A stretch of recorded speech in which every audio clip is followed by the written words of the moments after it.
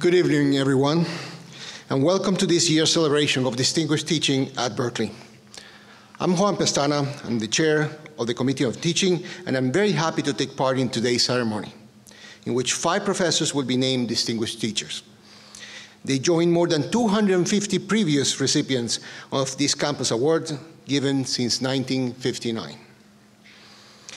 The Distinguished Teaching Award is the highest honor that this campus bestows to recognize excellence in teaching.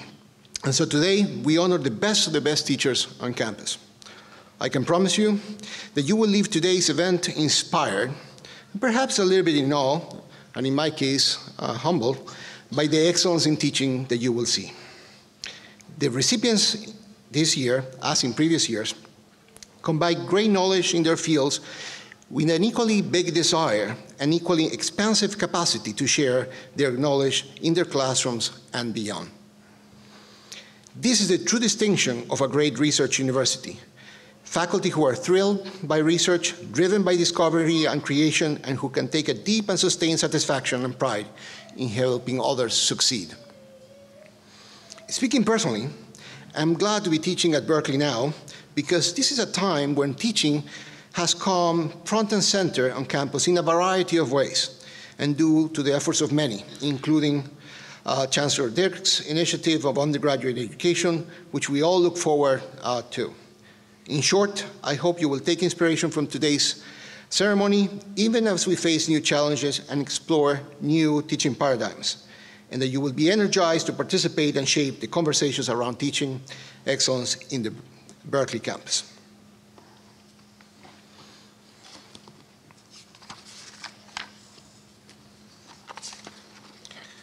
Now, it gives me great pleasure to have Chancellor Nicholas Dirk with us today and to welcome him to his first experience with this Distinguished Teaching Award ceremony on campus. As most of you know, Chancellor Dirk's career and efforts since his arrival at Berkeley has been directed toward expanding access in higher education and enabling all the students to be successful, goals which are consistent with promoting and supporting excellent teaching. We are delighted to have him here with us this evening, and he would like to make some welcoming remarks to get our celebration of distinguished teaching started. Chancellor Dirk.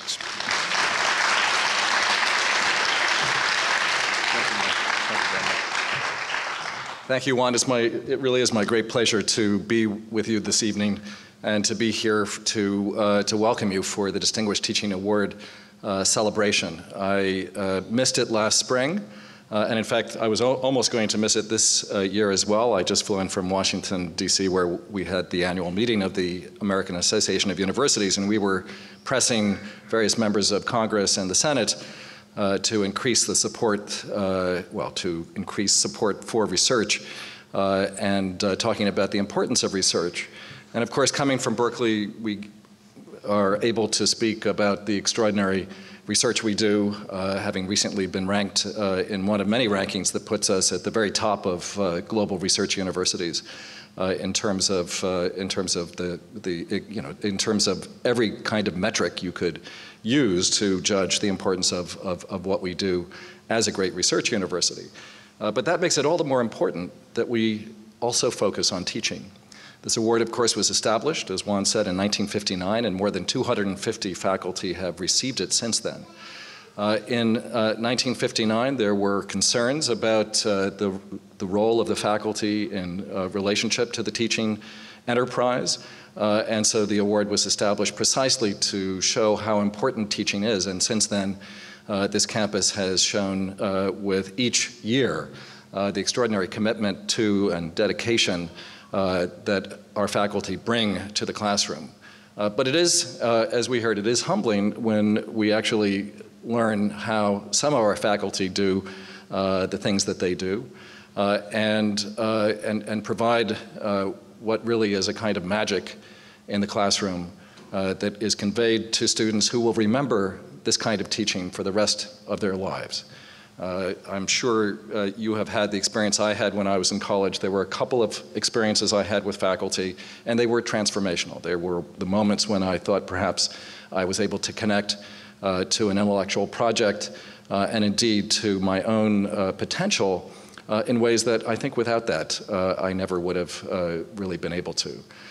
So as I've come here and talked a lot about the importance of undergraduate teaching, and I've been working with the Academic Senate and colleagues across the faculty and of course in the staff to think through what an undergraduate initiative could and should consist of, we of course always put at the center of that the importance of actual teaching, the importance of the personal connections established with students by faculty, of the importance that we are often criticized for not either recognizing enough or measuring, or for that matter, using as part of the evaluation that we use in our various promotion and tenuring procedures. But this award, I think, makes clear that the teaching really is important to us, and that we have teachers who make us all proud for what they do. So I welcome you, and I'm delighted to be with you this afternoon. Thank you.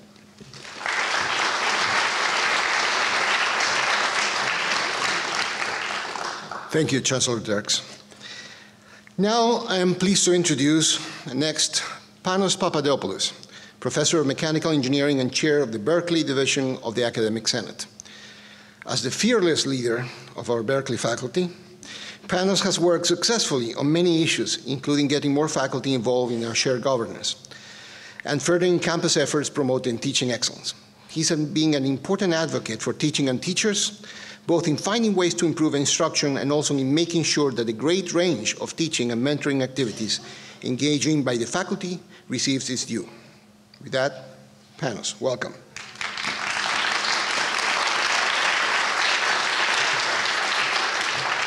Thank you, Juan. So we were debating in the front row whether at 5 p.m. one should say good afternoon or good evening.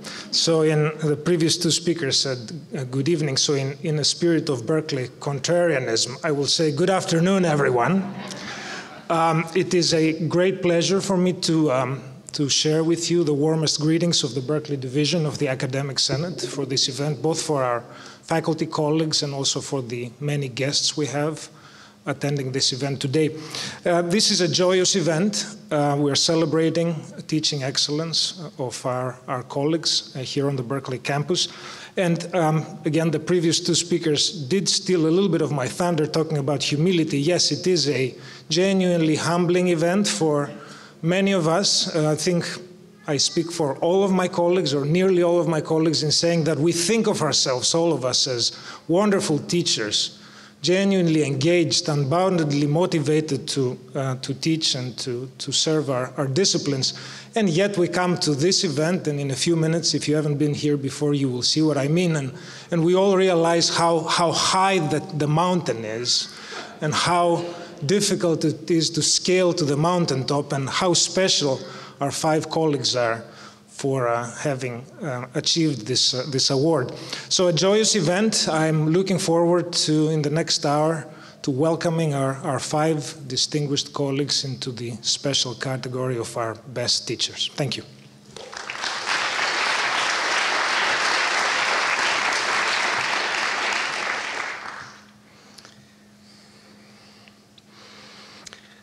Recipients of the Distinguished Teaching Award demonstrate that there is no one single way to be an excellent teacher, and each bring something very different to their engagement with the students and the lives they transform through those practices. So how does someone become a distinguished teacher? It often starts long before they arrive at Berkeley, through their experience here, and primarily through our stellar students, who shape them into the professors we are here to honor this evening. To get a better sense of who makes up this year's awards recipients, I invite you to sit back and enjoy a glimpse into their classrooms, their experiences, insights about teaching, through a film created this year by Jon Schenker from the Educational Technology Service and the ETS video team. Prepare yourself to be transported into the teaching lives of each of this evening's recipients.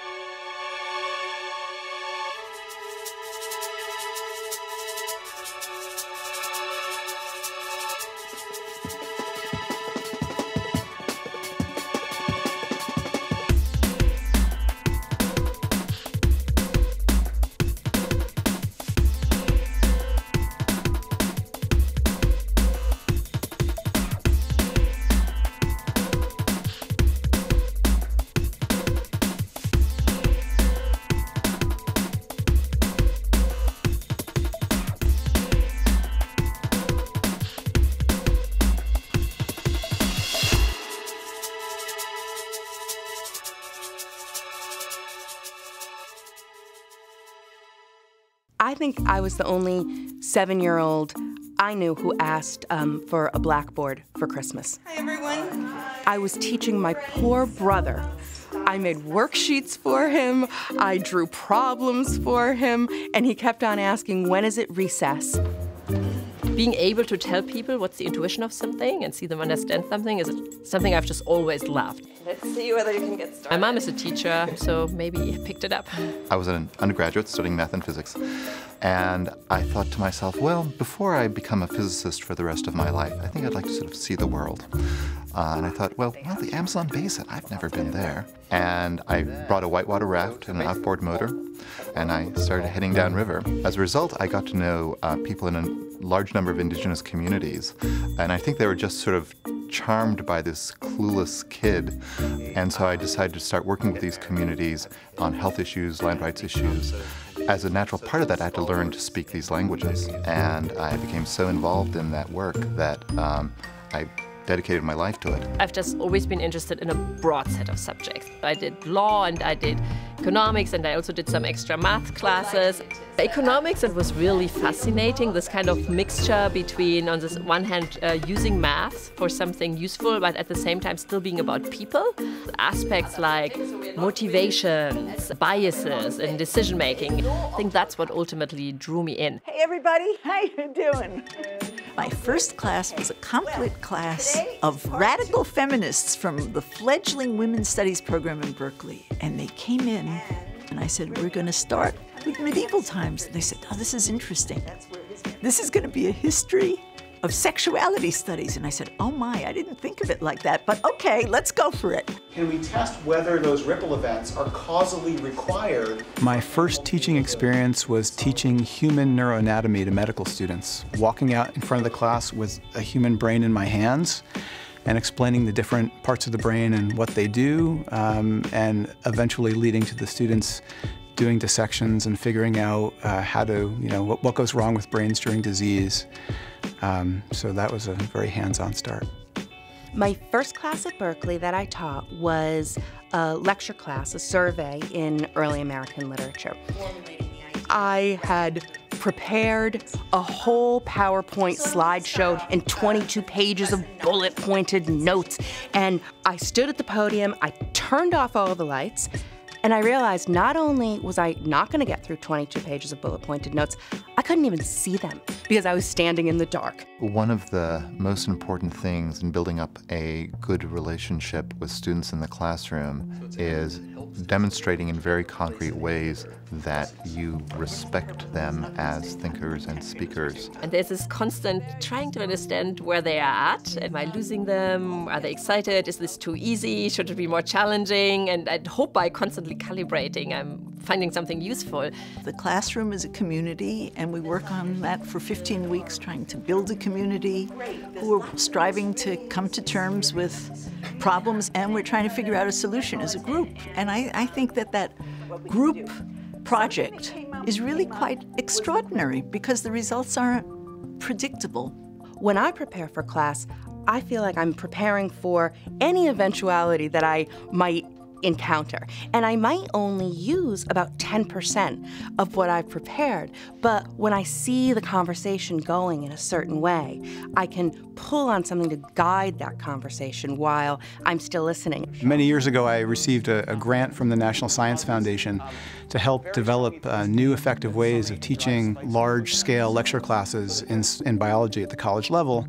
And one key approach that we took was to use very small discussion groups led by faculty members. There's a little bit of a gap between when you finish classes and when you're ready to present in these student seminars.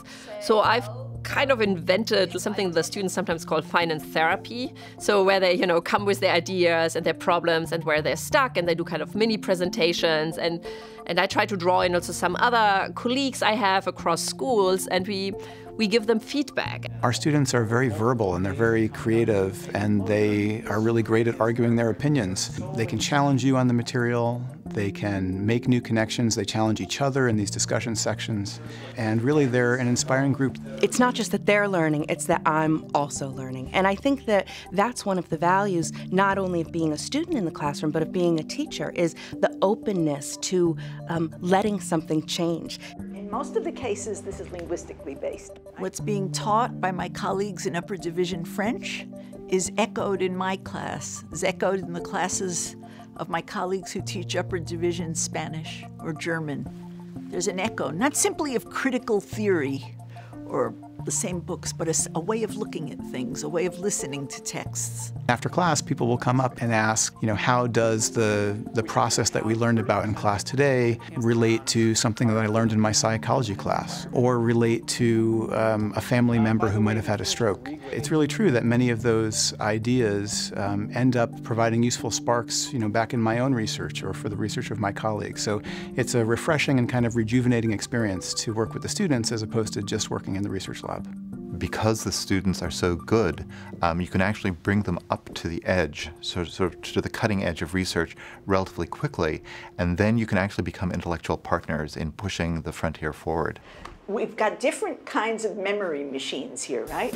And the best thing about Berkeley students is that they're willing to read across the grain, that they're willing to take a chance, that they're willing to dive into the unknown. This mixture of curiosity, openness for very different stuff, and then this can-do attitude, just going into it, working really hard and doing something that's really unique. And I think at their age, I was just a kid who had sort of all sorts of enthusiasms, but Berkeley students are serious thinkers and engaged citizens in a way that I find very impressive. Every semester, I find a cluster of students who are just extraordinary. I walk out of the classroom and say, my goodness, they're really brilliant. What a privilege, how lucky I am. We know quite a bit in the brain about how these forms of memory... I feel like the highest calling that I have in teaching is not specifically to neuroscience, but it's to teach students how to reason in complex fields. So I really enjoy hearing what my students have gone on to do and to see that they've been successful in doing that. Being a teacher has made me a much better scholar. Anxious about that gap between writer and reader. Students ask me questions that I realize I need to answer. And it brings me back to the text that I work with. And then that brings me back to the classroom in a whole new way. Learning is not limited to one axis or one space or one moment. It's ongoing, it changes forms, it's produced by intellectual conflict and debate. To learn means that you're in the world and you're open and you're porous, and that you're also willing to give back.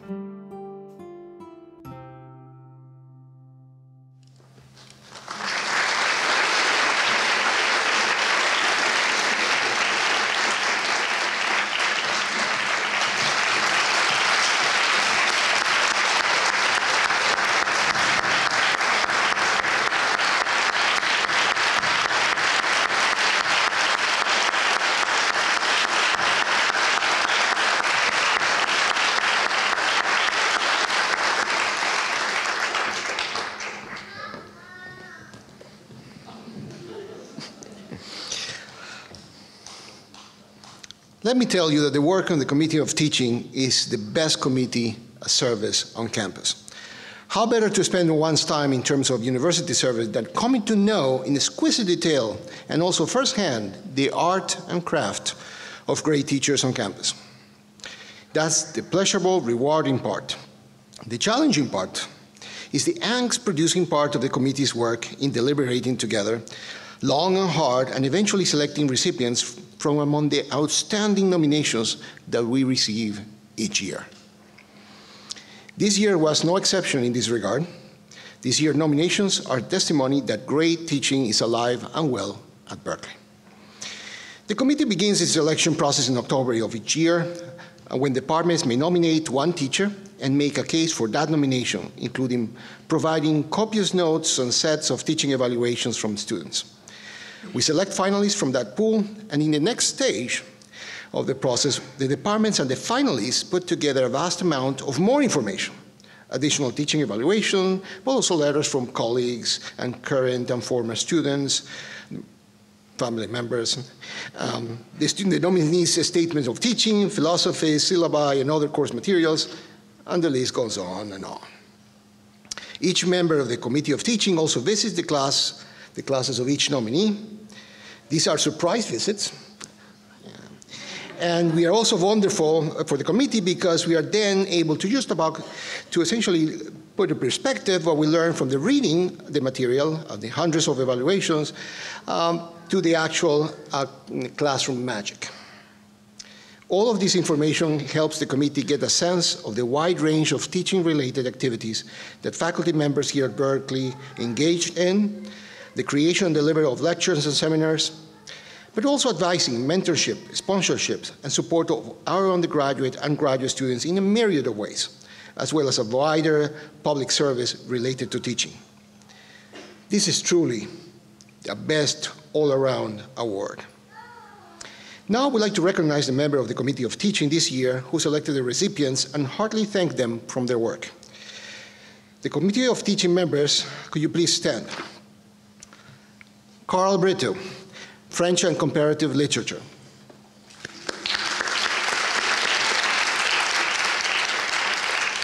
He will be joining me in presenting the awards, and you will know who is presenting the awards because he's the good-looking one. Sally Goldman, South and Southeast Asian Studies.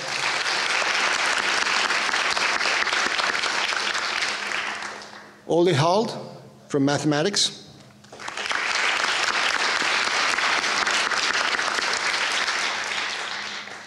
Peter Volhart from Chemistry.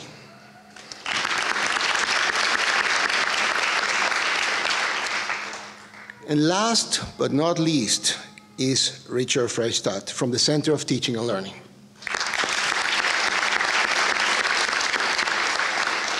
He is the wizard behind the curtain that keeps all these things moving. So,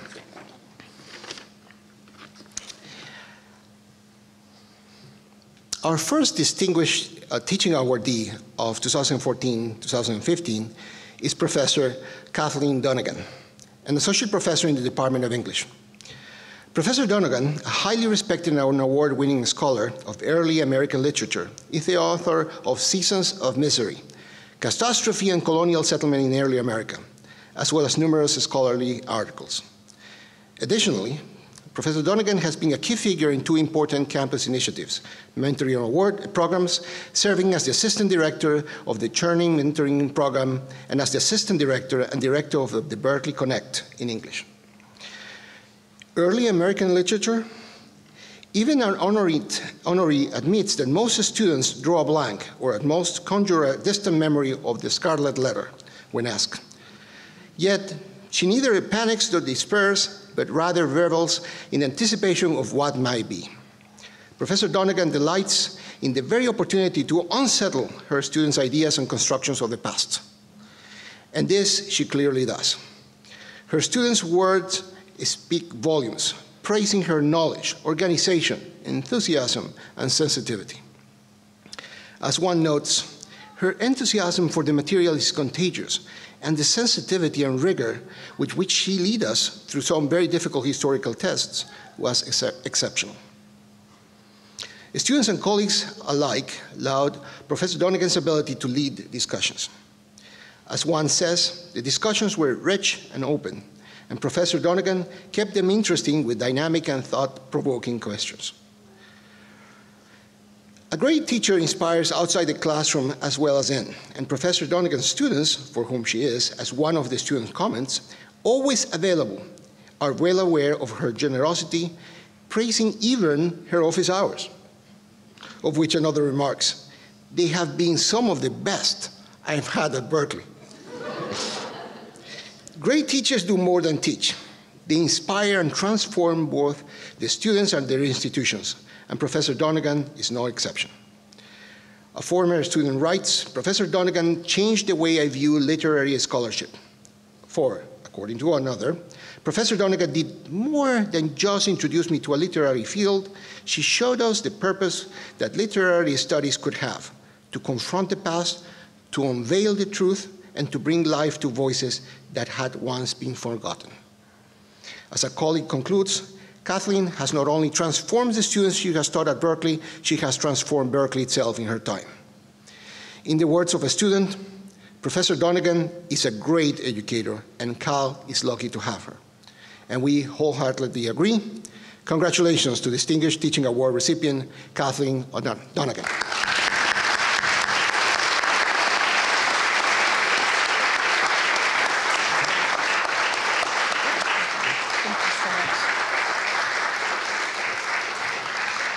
Thank you. Well, thank you. As you heard from my Blackboard story, even though I wanted to be a professor ever since I could remember, it's also somewhat improbable for me to be standing here.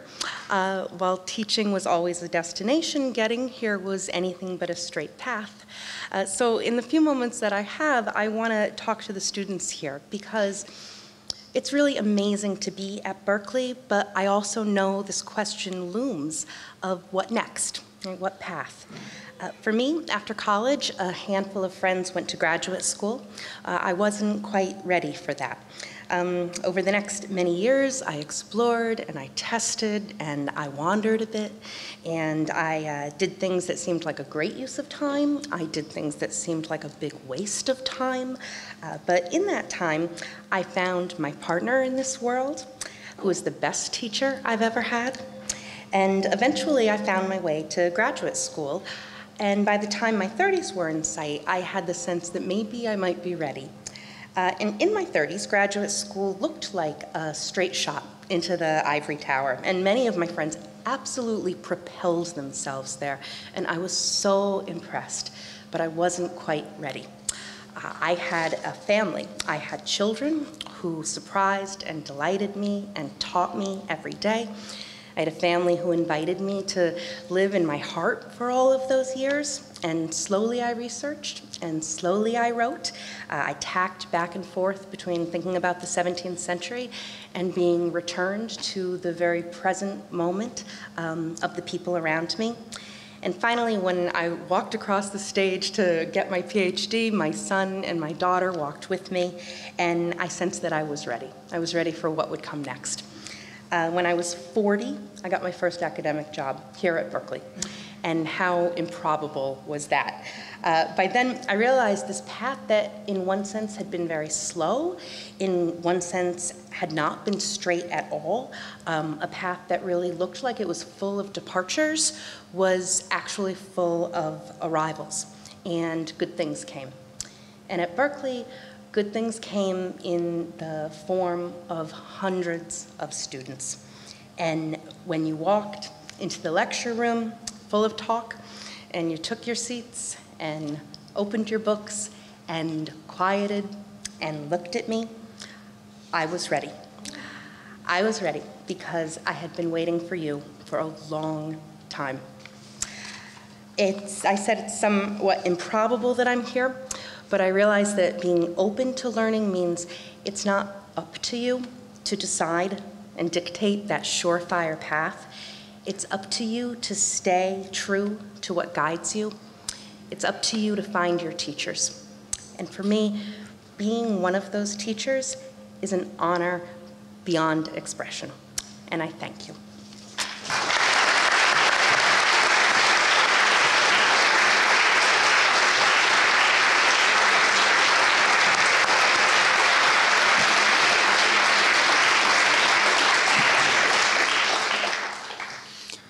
I'm delighted to introduce our next distinguished teacher, Daniel Feldman, Associate Professor of Neurobiology in the Department of Molecular and Cell Biology, and a member of the Helen Wills Neuroscience Institute. Professor Feldman came to Berkeley in 2007 and is a world-renowned expert in the study of the function and development of neural circuits in the brain. As the Neuroscience PhD Program Director, he runs a vibrant research group, and this year was the recipient of the prestigious Javits Neuroscience Investigator Award. He has also recently received NIH funds to help further profile brain cells as part of President Obama's BRAIN initiative. The basis of Professor Feldman's research is to better understand learning processes in the brain, so it makes sense he'd remark on his teaching philosophy. My great satisfaction in teaching is to lead students to understand principles, to see life differently, and to be able to reason about biology. Indeed, a student from his spring 2014 course states, "His lectures are so organized and thorough. Thank you for everything. I never left confused. He was obviously very prepared and presented complicated material in a way that made it easier to understand. I cannot say enough about his teaching process, and if I could give him a 10 instead of a 7, I would." Other students in his classes use superlatives such as amazing, clear, awesome, no weaknesses. I actually mean it. One of the best class ever. I understand even the hardest concepts. Dan is cool, calm, and collected, and one of the committee's favorites, Feldman is a beast at teaching. And beast was in all caps. Apart from Professor Feldman's immediate engagement in his classes and his active research group, he has provided extraordinary service to the teaching mission of the department and the university. To pick a few examples of his activities, he has served as head undergraduate advisor for the MCB neurobiology emphasis. He supervises honors research and independent research for dozens of undergraduates. He has served on the university's Undergraduate Student Learning Initiative Advisory Committee, and he reaches out to the outside community in numerous lectures and through his involvement in the Brains Are Us Science of Educating initiative. As one of his admiring students put it, Dr. Feldman embodies the model professor. I present to you Professor Daniel Feldman, 2015 Distinguished Teaching Award recipient.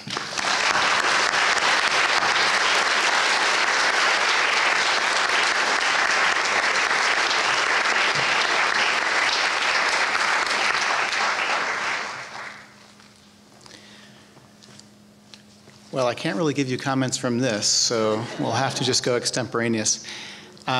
It is a real pleasure to teach Berkeley students. Walking into that classroom every day, wrestling with the ideas that we discuss about biology and science and how to evaluate evidence and what is the truth and how to understand it. These students are raising questions, they're challenging ideas, they're challenging each other, and this leads to an incredible dynamic which is really fun to participate in and gives you the sense that there's great advance of things to come in the next generation of what they're going to do and bring to their intellectual ideas and their work. So it's wonderful to teach our students. I have to say it's also a real honor to work among the great professors at Berkeley. I think there are many terrific professors here. Earlier we heard that maybe becoming a great teacher is like climbing a very steep mountaintop, but actually at Berkeley I get the feeling that it's more of a broad plateau. There are really many good professors in every department, certainly including in my department. And these professors are working not only to make each individual class as compelling and as good an educational experience as possible, but they're working to design and redesign whole curricula so that our students get fundamental principles and learn how to reason and to argue and to think, and to do all this with information that's really at the cutting edge of what we as academics and researchers and scholars are helping to produce in terms of ideas.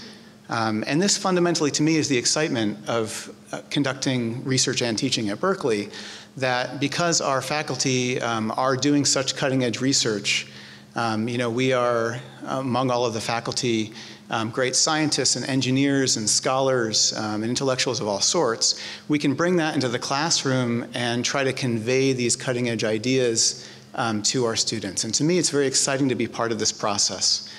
I have been myself fascinated with neuroscience for many years now. The brain in our heads is really in many ways a computer, but it's a computer built of fat and salt and protein. And it's a computer that's more powerful and more flexible and more subtle than any of the computers that engineers have been able to build to date. And it's an incredible intellectual puzzle to try to figure out how this device, how this organ works, and how it gives us many of the unique features of who we are, how it makes us feel, how it makes us move, it produces our thoughts and our memories and our hopes and our desires. And of course, when it breaks down, this is what causes tragic neurological and psychiatric disease. So there are huge challenges to understanding how the brain works, but it's also an example of an area at really the forefront of research and thinking in modern society. Many of us faculty participate in this in our own research labs. We certainly do in my lab. But in addition, we get to take these ideas and bring them into the classroom and talk to our students and challenge each other and wrestle with these difficult concepts of how could a machine make us who we are, and how is, of course, the brain more than just a machine. And this is what we try to convey, and this is one of the many reasons why it's a great, great pleasure to teach here. So thank you very much.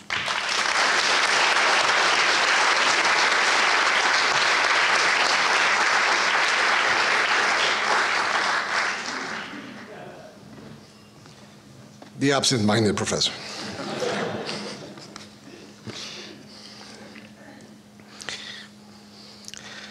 Our next distinguished teacher is an internationally recognized leader in the fields of corporate finance and behavioral economics. Her publications span an unusually wide range of subject areas, and she's a founder of what many regard as a new subfield, the behavioral analysis of organizations.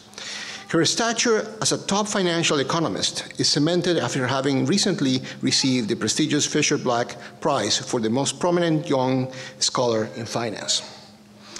Professor Maugier has a joint appointment in the Department of Economics and the Haas School of Business, where she holds the Edward and Molly Arnold Chair in Finance. Graduate and undergraduate students alike describe the tremendous and positive energy that Professor Maugier brings to her teaching. A common remark was the effectiveness with which Professor Maugier wove examples from her research in the field of behavioral economics into her teaching of corporate finance, something that the student said brought the subject alive and made it more relatable to real-life applications. When commenting on Maugier, the chair of the Department of Economics said, she has reinvigorated corporate and behavioral financial economics at Berkeley, has been extremely successful in the classroom, and has compiled a record of undergraduate and graduate advising and mentoring that is simply amazing. I actually had wrote mind-boggling, but my colleagues in the English department edited that out. Her efforts at mentoring undergraduates through the undergraduate research apprenticeship program and involving them in research have transformed the experience of being an economics major at Berkeley. More than half of her advisees have gone on to top graduate programs in economics, finance, and or statistics. Similar efforts at the graduate level through the finance launch have energized graduate students to reach new levels of engagement not seen in many years. When describing her experience at Berkeley, she says, the confluence of cultures and ideas, the diversity and critical thinking, as well as the eagerness and drive of our students, makes teaching at Berkeley deeply rewarding. I want to conclude with a few comments from her students. She lectures select core elements of a model, then plans to work outright the right amount of algebra to make ideas clear and memorable. Definitely the best econ professor I've had at Berkeley. Ulrich was amazing. Ulrich is the best. Please join me as we congratulate our next distinguished teacher, Ulrich Maugier.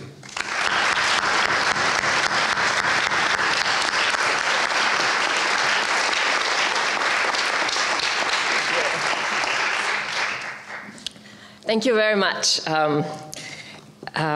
It is wonderful to be here and to be honored for teaching, while at the same time, you know, I do want to also reveal that some people who win the DTA don't necessarily think teaching, you know, is an easy task. So, you know, through my job of being a professor, I think I've become pretty good at presenting in front of academic audiences, sometimes supportive of my research, sometimes outright vicious, and you know, I think I can hold my grounds. I'm also at ease presenting in a room full of CEOs or financial analysts, and I'm even starting to master presenting at my son's preschool or elementary school, which is a very inquisitive crowd, and I'm still working on explaining what economists do.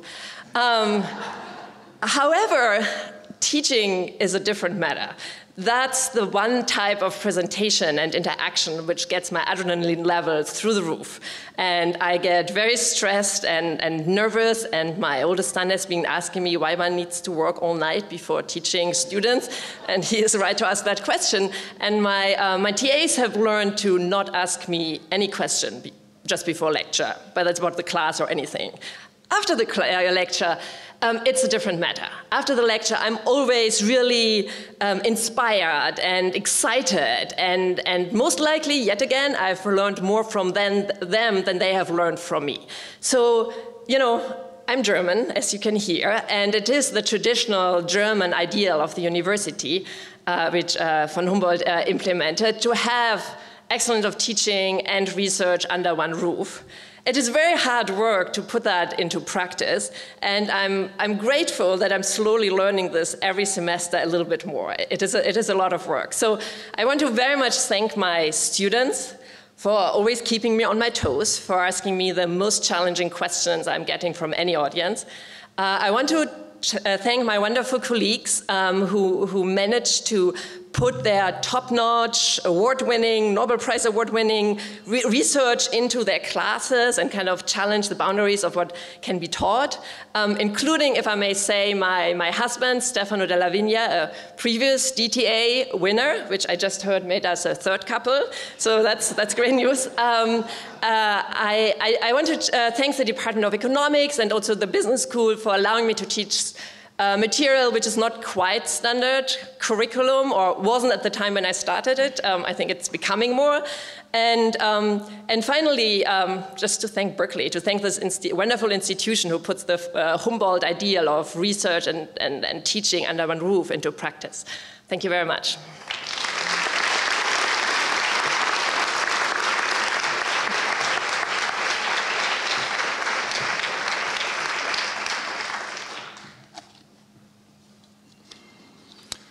It is with the greatest pleasure that I introduce our next distinguished teacher, Francine Masiello. Professor Masiello is the Sidney and Margaret Anker Distinguished Professor of the Humanities in the Departments of Comparative Literature and Spanish and Portuguese. She is a prolific and prize-winning scholar of Latin American literature and culture, the author of 6 books, a critical edition, close to 100 articles and reviews, and 3 co-edited volumes. She writes in both Spanish and English and publishes in venues in the United States and Latin America. She has twice received the Modern Language Association's Kovacs Prize for Outstanding Book in the field of Hispanic Studies. To the great benefit of our students, Professor Masiello's passion for research is matched by her passion for teaching. Berkeley students, she wrote to the committee, what an extraordinary pleasure, what an embarrassment of riches, what a high that lifts me yards off the ground. With nearly 4 decades of teaching here, I can still say that the excitement for teaching never wanes.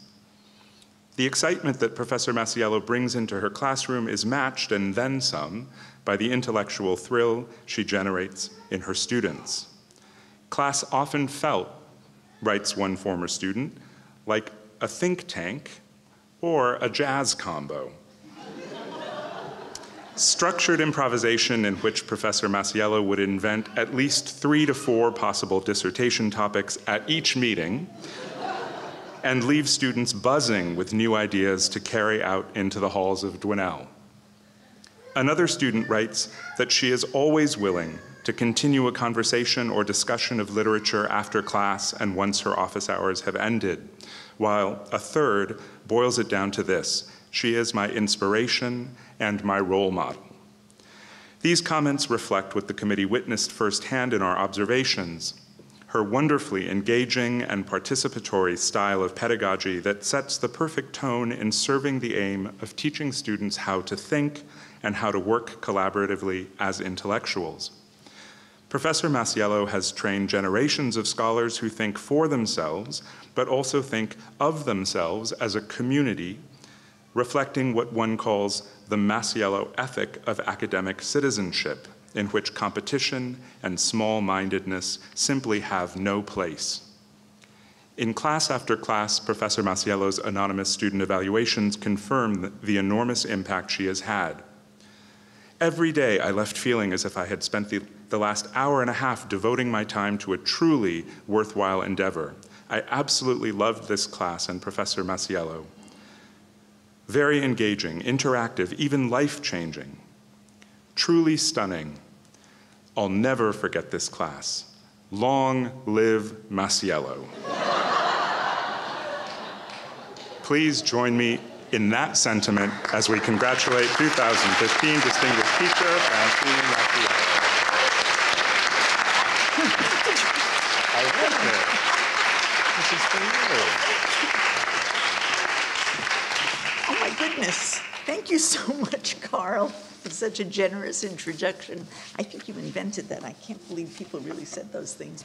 But anyway, I'm really, really honored to be here, and in truth, I couldn't be happier. This occasion, I think, provides yet another opportunity to bring us all in conversation about the adventures of teaching at Berkeley. And here I think I should start off by acknowledging those who have been important in setting the big questions for me. First, I want to thank my students who have pressed me over the years to become a better teacher. Their critical minds and heartfelt passions for literature have always been an inspiration. Sincere thanks as well to my colleagues and the GSIs in comparative literature and Spanish, who have understood the pedagogical mission with unfailing intelligence. They've raised the bar for what qualifies as good teaching, and I need to say that I've really been motivated by their standards. In particular, I thank Professor Miriam Sass, the chair of Comp Lit, who initiated this award nomination, and I acknowledge her generosity of spirit and thank her for it. Finally, I have the good fortune to have in my life the most impressive teacher I know. Marianne Wolf, the stand and deliver teacher in the Oakland Unified School District, has transformed the opportunities for at-risk children who, under her tutelage, have gone on to achieve the highest success in the best universities in the country, Berkeley among them. To all of you from whom I have learned, I'm fully in your debt. Today, we celebrate the work of the classroom, and of course I'm all for that, but I also know enough, I'm also wise enough to know that good teaching at Berkeley occurs in unexpected places. I see it in the work of the graduate students who volunteer at San Quentin Prison. I see it among the undergraduates who tutor in the East Bay Public Schools as part of Berkeley Outreach. I see it in the upper division Comp Lit majors who are tutoring students in our lower division courses. I see it in the pedagogy workshops initiated by the GSIs so that they can improve their own style of teaching in comparative literature and in Spanish. These activities are part of the Berkeley experience. They're part of our being engaged. There's something that's even broader, and I think Chancellor Dirk spoke to this, but I want to go in a slightly different direction. This award, I think, is not only about the achievement, or one, or in this case, all 5 of us, or the 260 that precede us, but about the general goal of the university in promoting the practice of good instruction. It's true. Berkeley is a remarkable forum for the development of ideas. It's also true that Berkeley holds a formidable scholarly agenda that is known around the world. But no less important is Berkeley's commitment to teaching, the main conduit through which our community knowledge grows and the site of grand transformations. And because Berkeley is the great public institution whose ongoing commitment to diversity stays strong, the classroom can only get better. Cal's protection of those who transferred from community colleges, its programs for minority students, and not least of all in my field in Spanish, its commitment to the Dreamers program, enrich us all. This policy expands the space of learning to include amazing voices. In the classroom, then, we explore different ways to understand past and present. We use it as a crucible to test the difficult questions that come our way. The classroom is the space in which we try to push beyond the limits of our talents, where we feel it safe to hazard a new way of thinking without the fear that we'll be silenced or shamed. The classroom forms our common core. It is the nucleus of our common pursuits. Together, we work through the sticky knots of misreading that so often leave us bewildered. Together, we share the eureka moments when we figure out our way out of the blind spots that hinder our comprehension. And together we learn to speak, and together we learn to listen.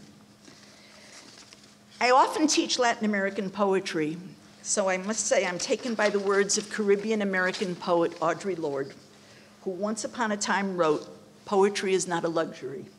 With this, she claimed that poetry is urgent, a necessity for our daily lives. Poetry stretches the imagination. It makes us think of the power of art to heal and transform. It inaugurates the adventure in language. And for those who close themselves off from the world of ideas, poetry unlocks the gates. Reading literature with our students at Berkeley has a similar effect. It draws us in, it sustains us, and inaugurates new conversations. It teaches me, the teacher, to take with greatest humility the perspective of the student. In fact, often I become the student and the student becomes my teacher. It's an enormous honor to be here with all of you. My deepest appreciation. Thank you.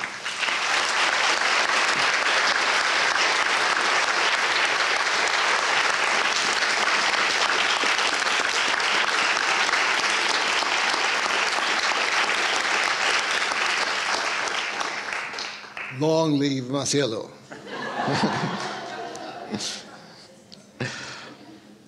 It is an honor and a privilege to introduce our next distinguished teacher, Lev Michael.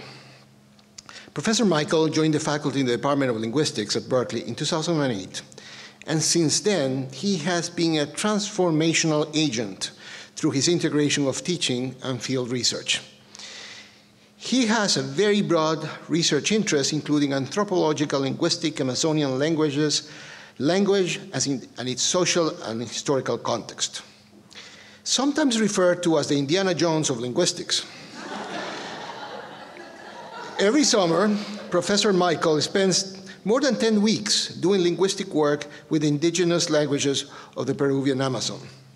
His field team includes both graduate and undergraduate students, and he mentors and trains them by example, spending 2 or 3 weeks with one group before moving to the other sides to work with the next group.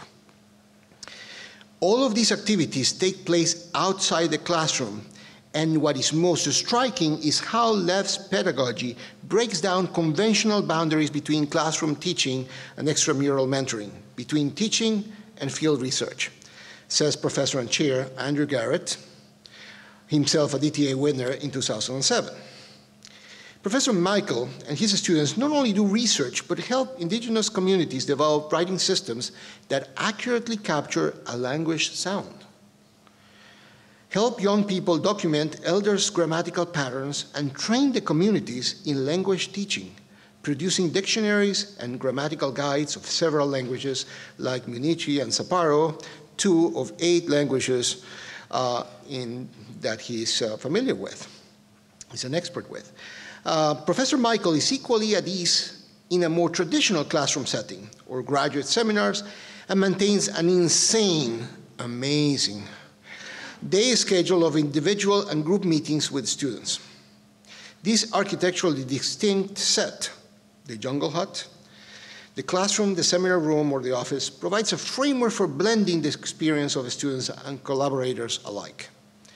From students' evaluations, we notice several themes: intense engagement, meticulous preparation, and his attentiveness to pedagogy. He explores the technological advances in his courses through course blogs, micro-essays, as well as Wikipedia edits. Some of the students' comments include, "Course time was always ripe with discussion and debate."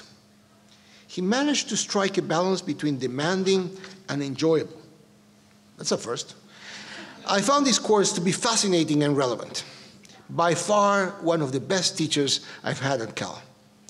Please join me as well and congratulate our final 2015 distinguished teacher, Lev Michael.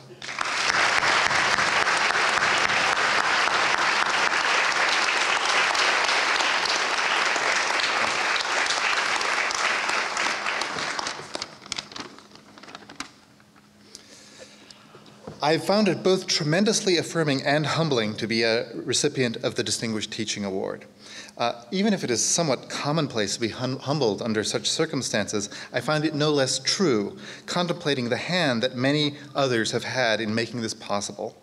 I'd like to use my brief time in front of you to thank them. Since coming to Berkeley in 2008, I've had the good fortune to work in a department in which undergraduate and graduate teaching and mentorship are highly valued and constitute a central part of the department's broader intellectual enterprise. Such an environment does not arise by chance, and I want to acknowledge the critical role of the linguistics department's two chairs during my time at Berkeley, Sharon Inkelis and Andrew Garrett, who have, by their example and their varied initiatives, fostered an environment in which pedagogical excellence and innovation are actively encouraged. In addition, my many colleagues in the department have served as inspiring and each quite different models of how to be effective and energizing teachers.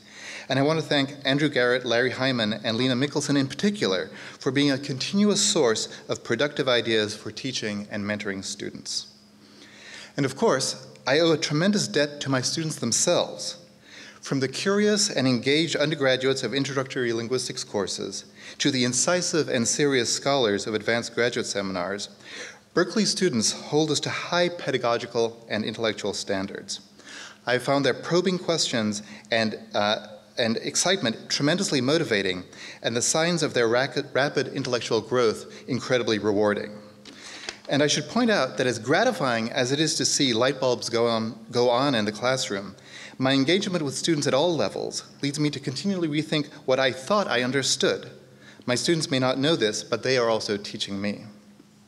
And out of the classroom, one of the great intellectual joys of being at Berkeley for me is the opportunity to work with dedicated and brilliant graduate students as they push back the frontiers of knowledge. It's hard to convey the sheer thrill of seeing students wrest important new analytical and theoretical insights from the complicated empirical facts of language, and it's truly a privilege to travel those intellectual paths with them. Finally, I want to thank my research and life partner, Chris Beyer, for our now decades-long collaboration.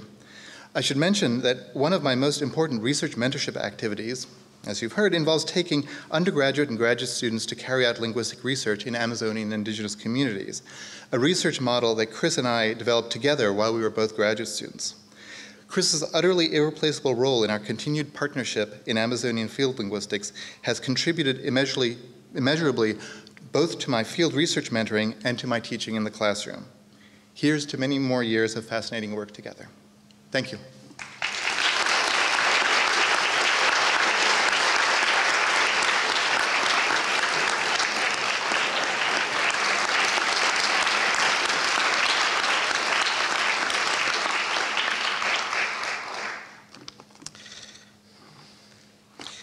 Please join me one more time to celebrate all of them at once.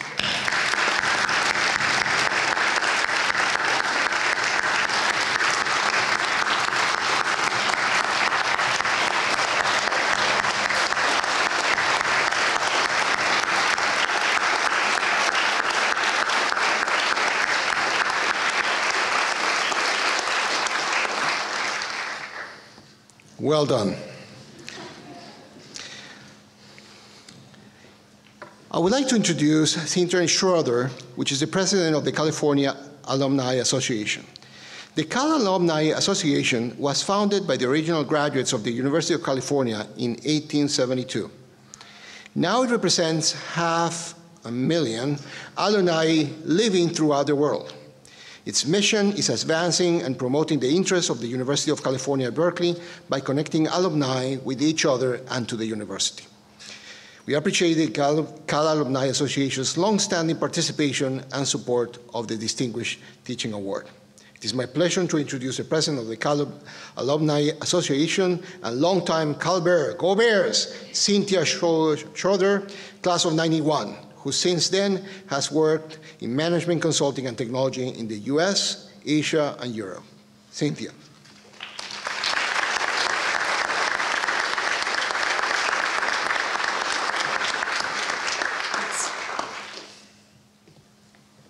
It's It's an honor to be here today with so many inspirational teachers.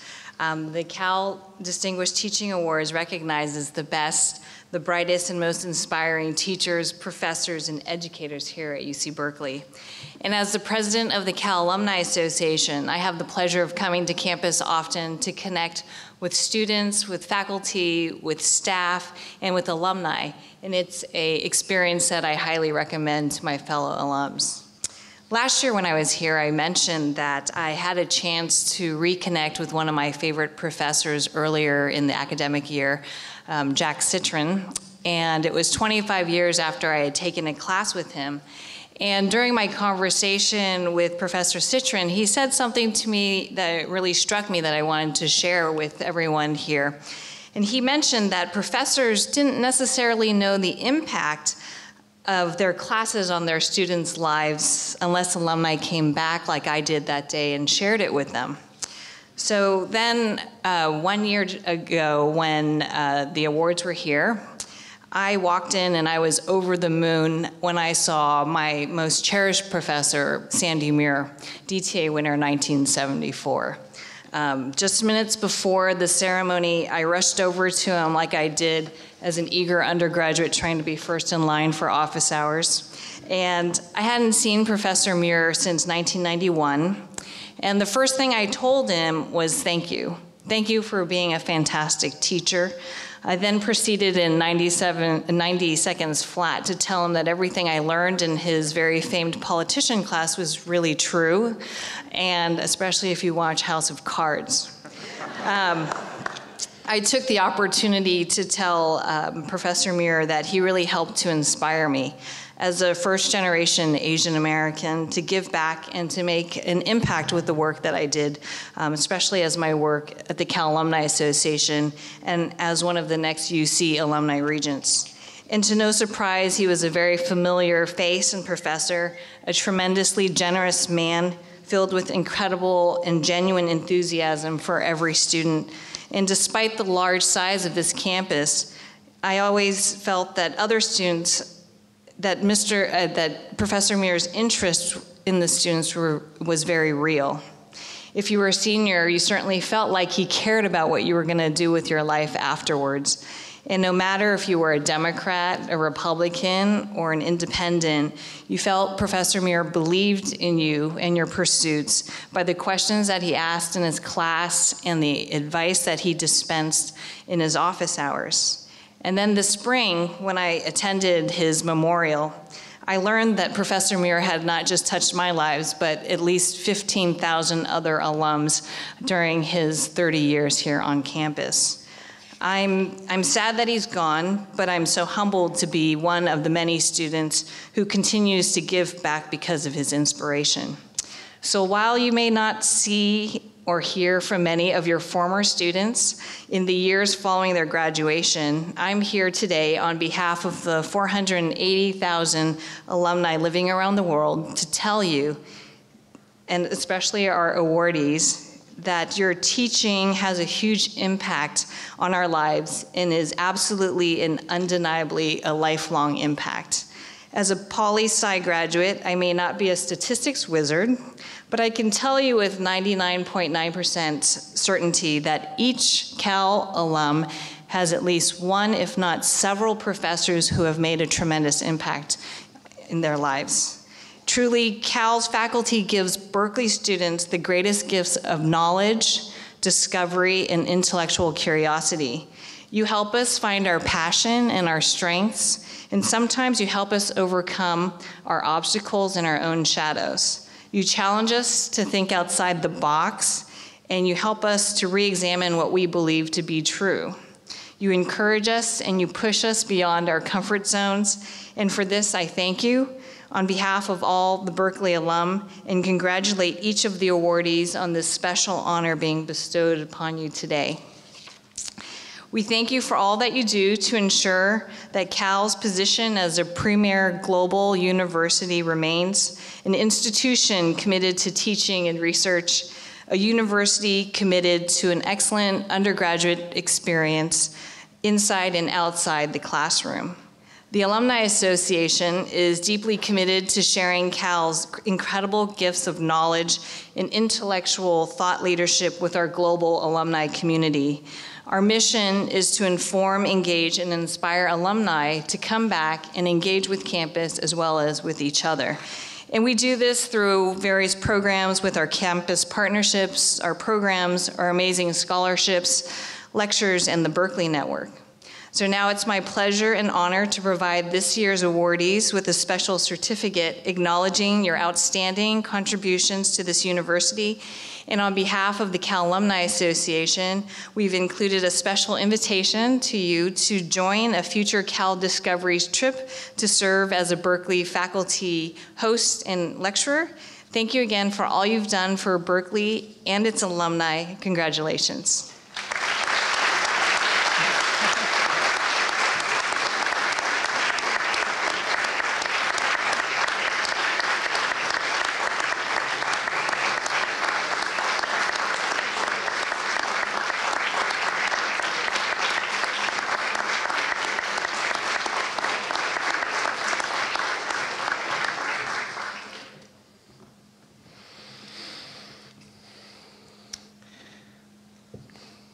The 2015 UC Berkeley Distinguished Teachers, please stand and let's congratulate you one more for this achievement. And what I'm going to do is I'm going to ask all past recipients of the award to do that as well.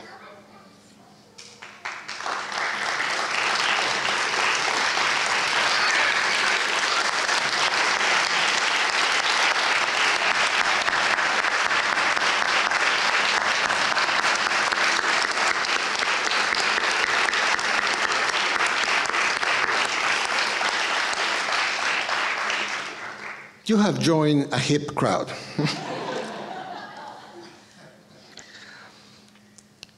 I want to make a small comment. And this is important because we are here celebrating teaching. But one of the things that you noticed throughout the entire discussion and the selection of the comments by Chancellor Dirks, panels, myself, and the award winners, is that we are all here because of you. The most important part of the university is their student body. So I want to personally thank you on behalf of all the teachers in this room for your outstanding contribution to our lives.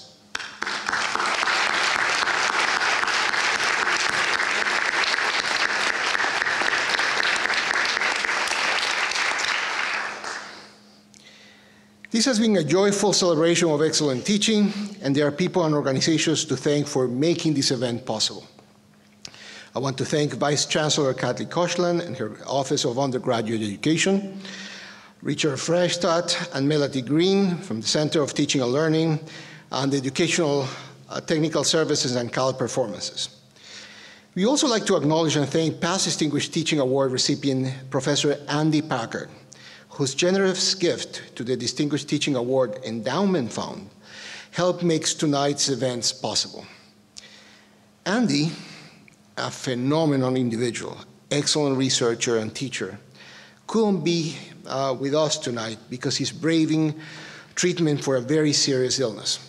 And he's in our thoughts, and we wish him well, to him and his family. Our ceremony has concluded, but the celebrating has just begun. Please join the recipients of the Distinguished Teaching Award at the reception out in the lobby, where toasts will be offered from each of the recipients' department chair and colleagues. It will begin immediately. Thank you and good evening.